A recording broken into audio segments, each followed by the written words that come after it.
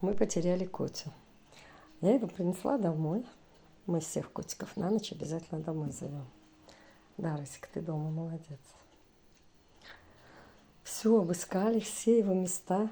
Все, Коти нет, уходим по улице ищем. И тут я услышала Котин храп. Котя.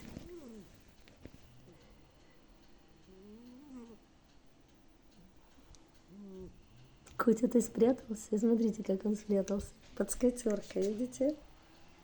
На стульчике и скатеркой закрыт.